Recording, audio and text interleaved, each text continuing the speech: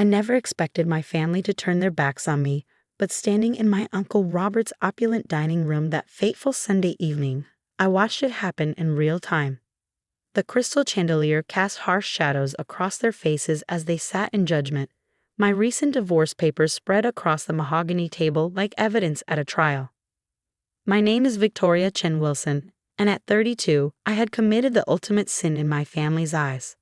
I had filed for divorce from James Wilson IUI, the perfect husband they had practically handpicked for me. The fact that he had been embezzling from his own law firm and cheating with his paralegal apparently didn't matter to them. The only thing that mattered was that I had failed. You've brought shame to both our families, Uncle Robert declared, his voice dripping with contempt. He was my mother's older brother and the self-appointed patriarch of our family since my parents' death 10 years ago. A divorce? In our circle? Do you have any idea what this will do to our reputation? I sat straight back in my chair, my hands folded neatly in my lap to hide their trembling. The weight of my family's disapproval pressed down on me like a physical force. Aunt Diana, Uncle Robert's wife, wouldn't even look at me, keeping her eyes fixed on her untouched plate of beef Wellington.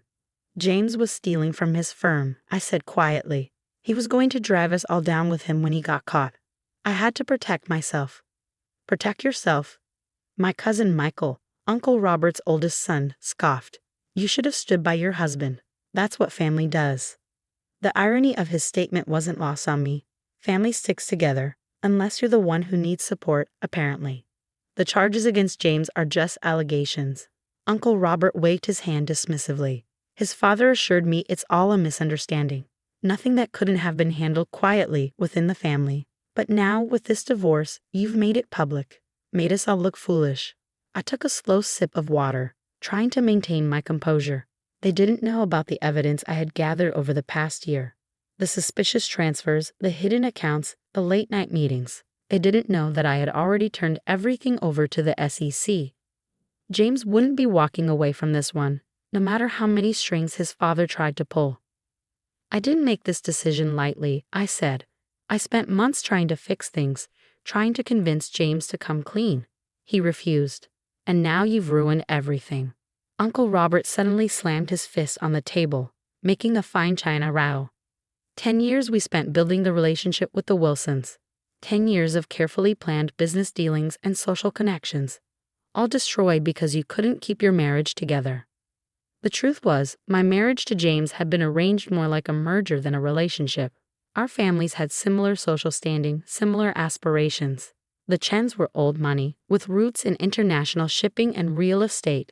The Wilsons were legal royalty, their firm handling cases for half the Fortune 500 companies in the city. My wedding had been less about love and more about consolidating power. I have my law degree, I reminded them. I can support myself. I don't need the Wilson connection. This earned a bitter laugh from my cousin Angela, Michael's wife. A law degree you've never used. Face it, Victoria, you were meant to be James's wife, not some working lawyer. That degree was just for show, like everything else about you. Her words stung, but she wasn't entirely wrong. I had graduated top of my class from Harvard Law, but James had made it clear early in our marriage that no wife of his would work. I had let my license lapse, playing the role of the perfect corporate wife instead. What they didn't know was that I had secretly renewed it 6 months ago.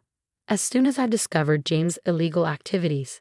You're not just ruining your own life, Uncle Robert continued, his voice cold. You're affecting all of us. The Wilsons are backing out of our joint venture in Singapore. That's $50 million gone because of you. I hadn't known about the Singapore deal, but it didn't surprise me. The Wilsons were probably trying to liquidate assets before James's crimes came to light. My uncle was too blinded by his anger to see that I might have just saved him from being caught in the fallout. I'm sorry about your deal, I said, standing up slowly, but I'm not sorry about my decision. James made his choices. I made mine. Then you've made your choice about this family too, Uncle Robert declared. Don't come crawling back when you realize what you've thrown away. You're no longer welcome here. The words hit me like physical blows, but I refused to let them see me cry. I picked up my purse and walked toward the door, my heels clicking on the marble floor. As I reached for the handle, Uncle Robert's final words followed me. You've ruined the family name, Victoria. Don't forget that. I paused, my hand on the door. No, Uncle Robert. I've saved it. You just don't know it yet. The drive home to my temporary apartment was a blur. I had moved out of the mansion James and I shared 3 weeks ago, taking only my personal belongings and the documents I needed. The apartment was small but clean, and more importantly, it was mine. As I sat, the next 6 weeks passed in a whirlwind of activity. While the city's legal community was consumed by the scandal at Wilson and Associates, I was quietly rebuilding Thompson and Palmer from the inside out. The official announcement of my ownership was still 2 weeks away, but changes were already in motion. My office on the 45th floor offered a stunning view of the city skyline. It had been Margaret Palmer's office for 30 years, and now it was mine. The walls, once covered in traditional oil paintings, now showcased modern art. The heavy wooden desk had been replaced with sleek glass and steel. Every change was deliberate, a statement that this was no longer just another old guard law firm. The Jenkins file is ready for your review, Amanda, my new assistant, said as she placed a thick folder on my desk. And the hiring committee has narrowed down the associate candidates to 10. I nodded, already scanning the Jenkins documentation.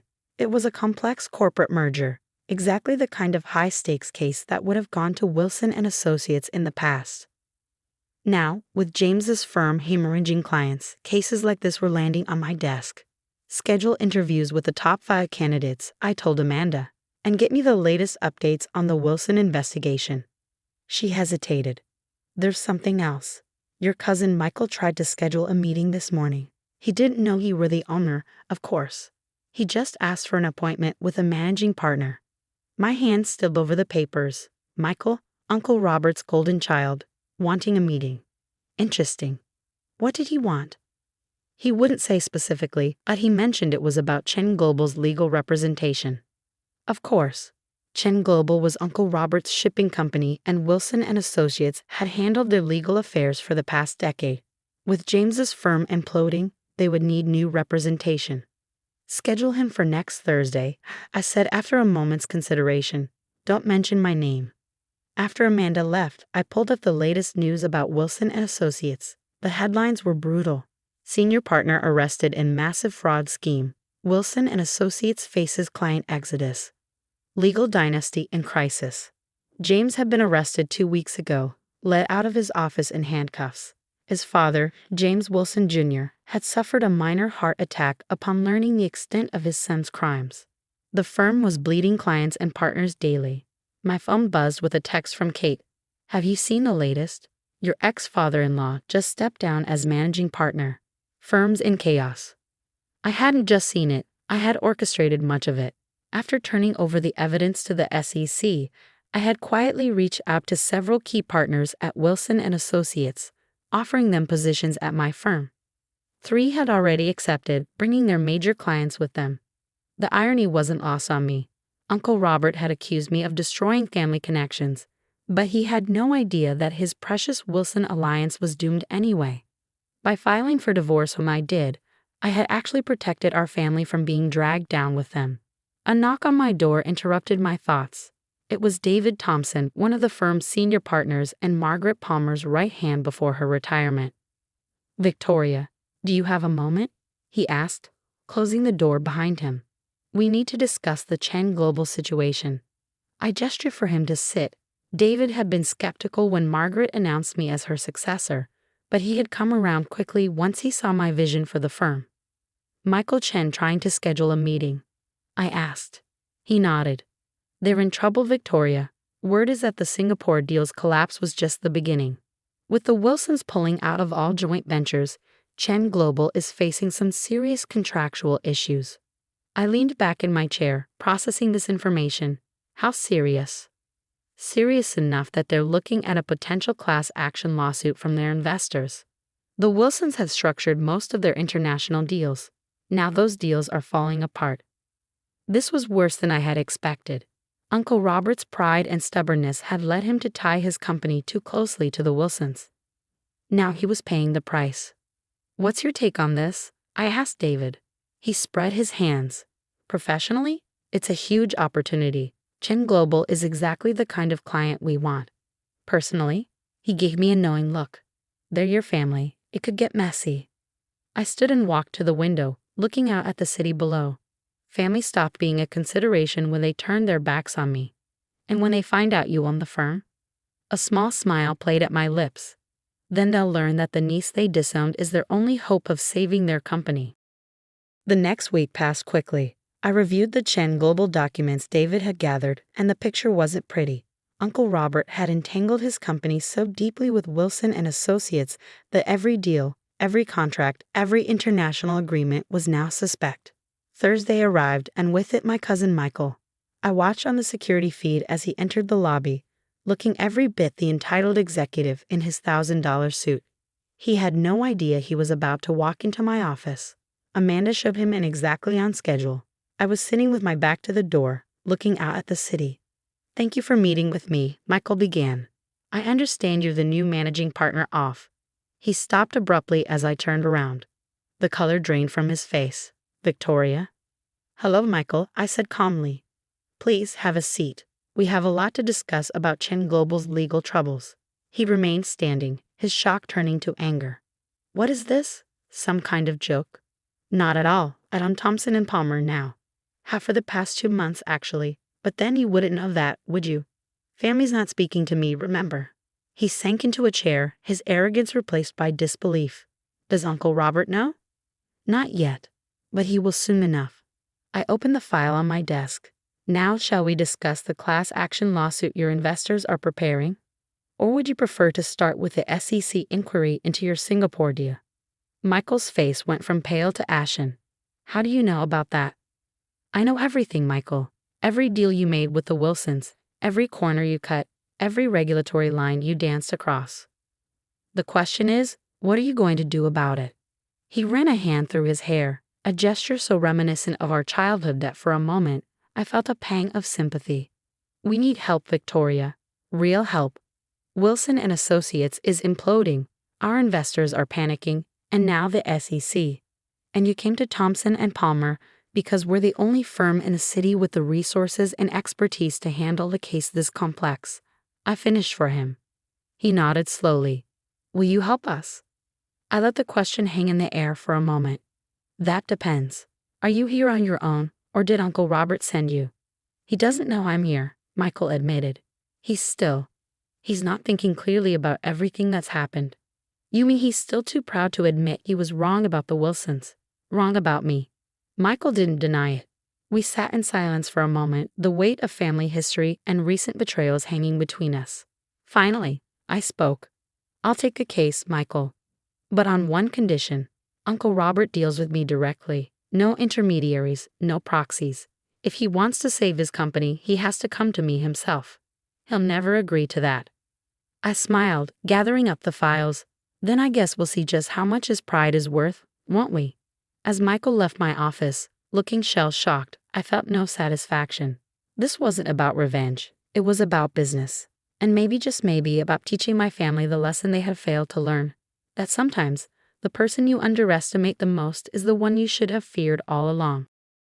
The news broke on a Monday morning. Thompson and Palmer under new leadership.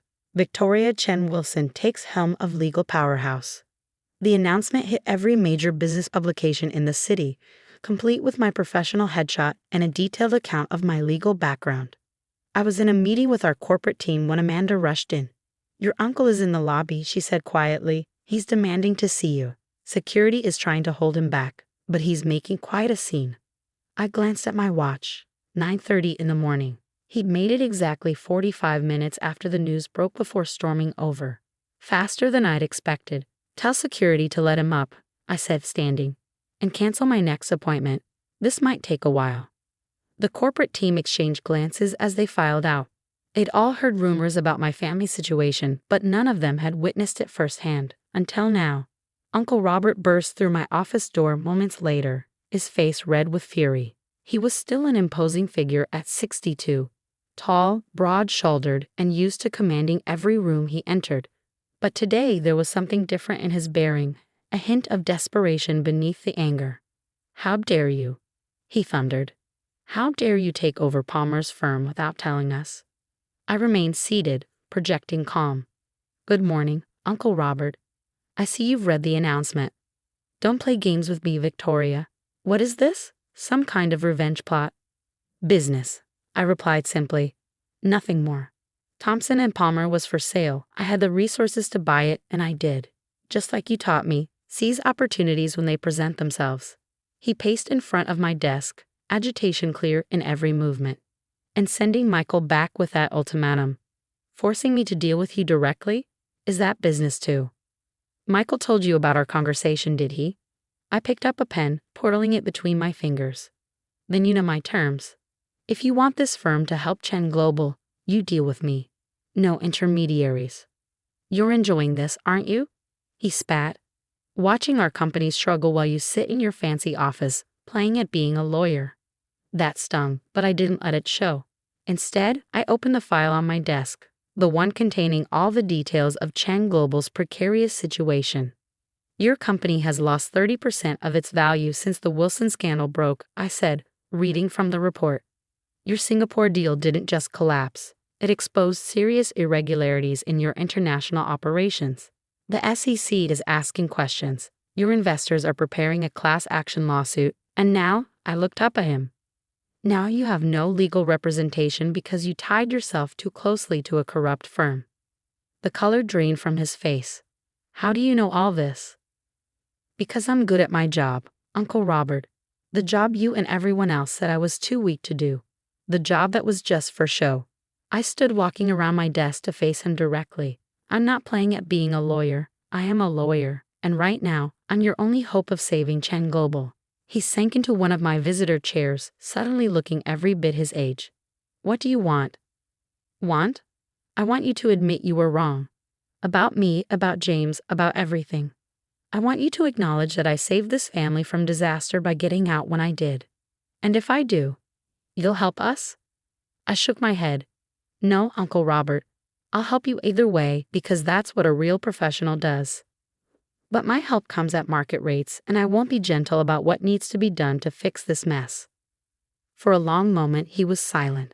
I could almost see the wheels turning in his head, pride warring with pragmatism. Finally, he spoke.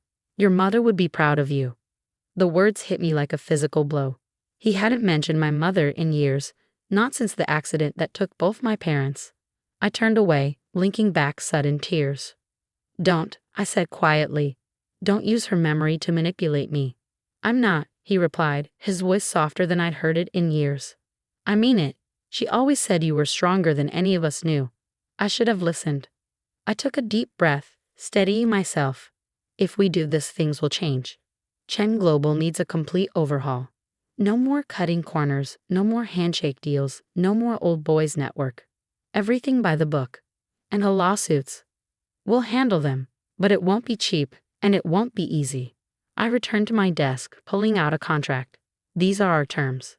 Standard retainer agreement, but with some specific clauses about transparency and compliance. He took the contract, scanning it quickly.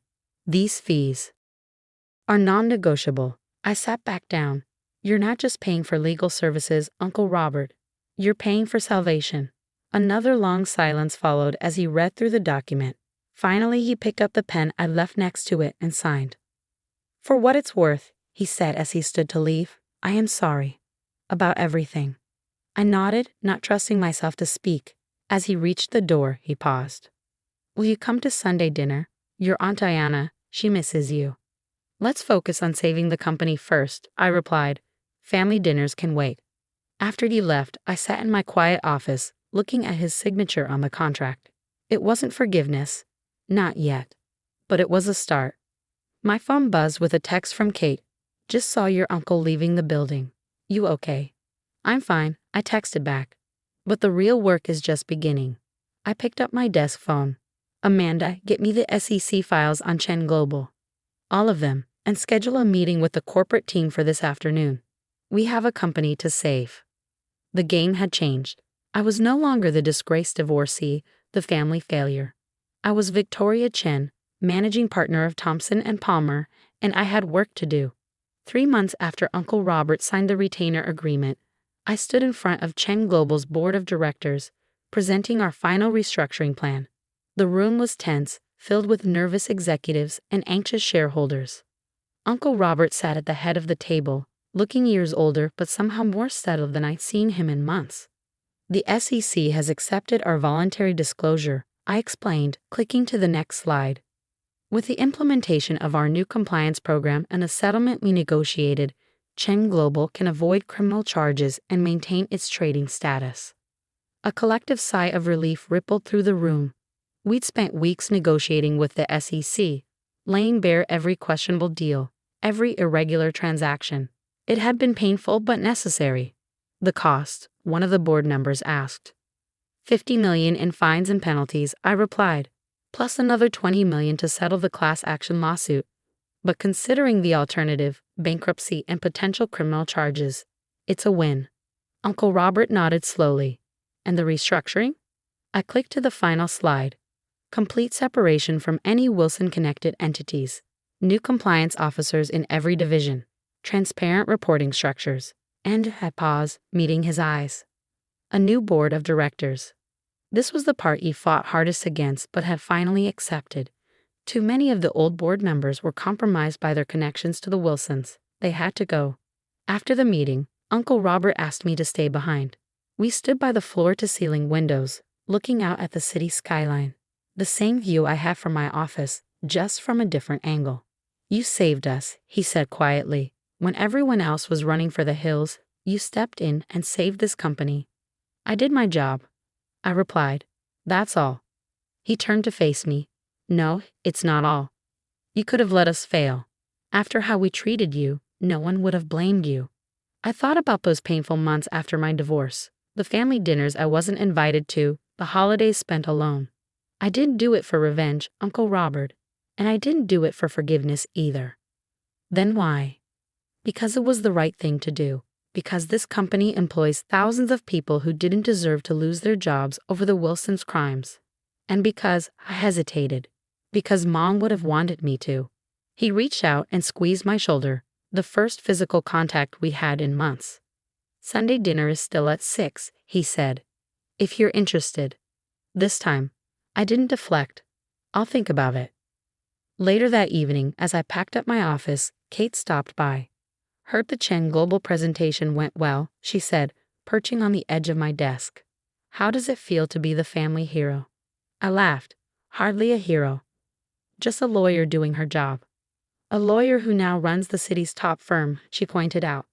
Wilson and Associates is officially finished, by the way. They're dissolving the partnership next week. I nodded, having already heard the news.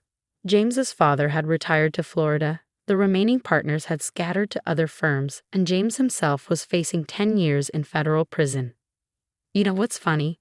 I said, picking up a framed photo from my desk, me on my law school graduation day, with my parents beaming proudly beside me. They all thought I was just playing at being a lawyer. Even James used to pat me on the head when I talked about practicing law, like it was some cute hobby. And now look at you, Kate grinned. Running the biggest firm in a city, saving family empires, striking fear into the hearts of corrupt executives everywhere. I rolled my eyes at her dramatization, but she wasn't entirely wrong. In the past 3 months, Thompson and Palmer had absorbed most of Wilson and Associates' former clients, doubled our corporate division, and become the go-to firm for complex financial cases. My phone buzzed with a text from Aunt Diana. Roasting a chicken on Sunday. Your favorite recipe. Please come. I showed the message to Kate, who raised an eyebrow. You going? Looking out at the darkening sky, I thought about family, about forgiveness, about the long road that had led me here. Yeah, I said finally, I think I am.